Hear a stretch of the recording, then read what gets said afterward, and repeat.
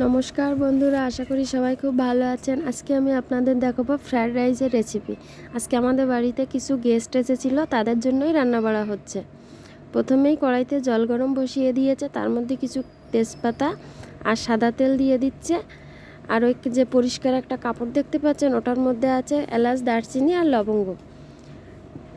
ভাতটা হয়ে গেলে এই কাপড়টা তুলে নেওয়া হবে, ওগুলো গালে পড়লে খেতে খারাপ লাগে, তাই জন্য শুধুমাত্র ফ্লেভারের জন্য দেয়া হচ্ছে। ফ্লেভারটা চালের মধ্যে ছড়িয়ে যাওয়ার পরে তুলে নেওয়া হবে। বাসমতি চাল দেওয়া হচ্ছে, এখানে 3 কিলো মতো বাসমতি চাল আছে।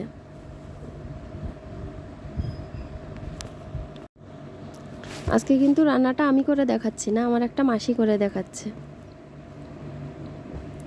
চালটা পুরোটা দেওয়া হয়ে গেছে, চালটাকে 80% মতো সিদ্ধ করে নিতে হবে।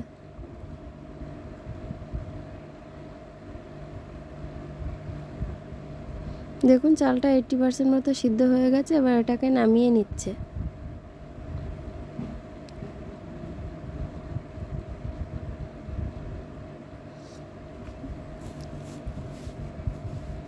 এবার কিছুটা তেল দিয়ে দিলে এর মধ্যে ঘি দিয়ে দিচ্ছে। ঘিয়ের মধ্যে কিছু দারচিনি দিয়ে দেবে, দারচিনিটা দিলে সুন্দর একটা ফ্লেভার অ্যাড হয়ে যায়।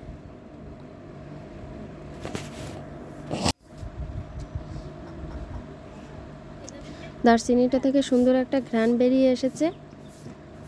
এবার এর মধ্যে কাজু কিশমিশ দিয়ে দিতে হবে।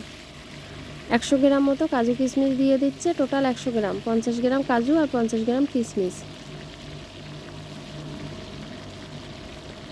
এটা একটু ভাজা ভাজা করে নিয়েছে। এবার গাজর আর বিনসটা দিয়ে দেবে। গাজর আর বিনসটা কিন্তু আগে থেকে একটু ভাপিয়ে নেওয়া আছে।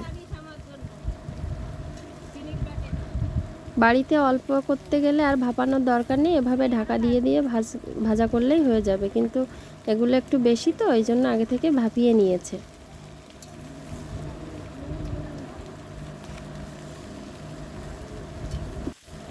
এটাকে এবার খুব ভালো করে ভেজে নিতে হবে, যাতে ঘিয়ের ফ্লেভারটা সবজির মধ্যে ভালোভাবে ঢুকে যায়। এবার কিছুটা চিনি আর লবণ দিয়ে ভালো করে ভেজে নিতে হবে, তাহলে সবজিটা একটু মিষ্টি মিষ্টি খেতে হবে। ফ্রায়েড রাইস কিন্তু একটু মিষ্টি মিষ্টি খেতে ভালো লাগে, আর লবণটা তো দিতেই হয়।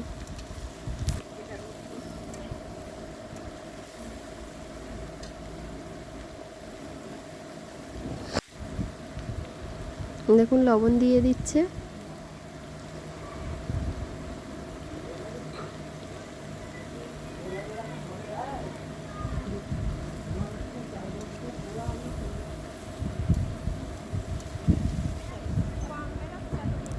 সবজিটা ভাজা হয়ে গেছে, ঘিটা একটু কম মনে হয়েছে মাসি, তাই জন্য আরেকটু দিয়ে দিচ্ছে। আমি নিজেই রান্না করে দেখাই, তারপরেও মনে হলো আজকে মাসির রান্নাটাও আপনাদের সাথে শেয়ার করি।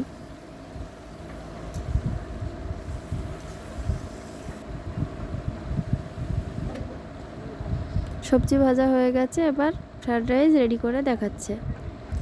প্রথমেই নিচে কিছু তেজপাতা আর ঘি দিয়ে দিয়েছে, এবার চালটাকে লেয়ার বাই লেয়ার করে দিয়ে দেবে। প্রথমে চালটাকে সাজিয়ে এবার সবজিটা দিয়ে দিচ্ছে।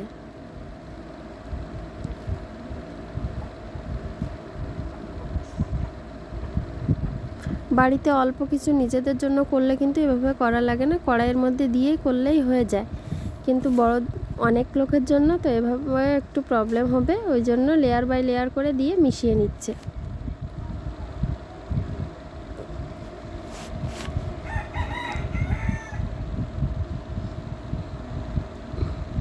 চিনি দিয়ে দিচ্ছে।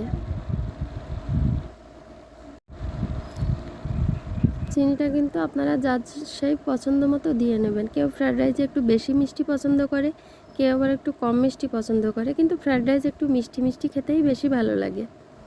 আপনারা আপনাদের পছন্দ মতন দিয়ে নেবেন।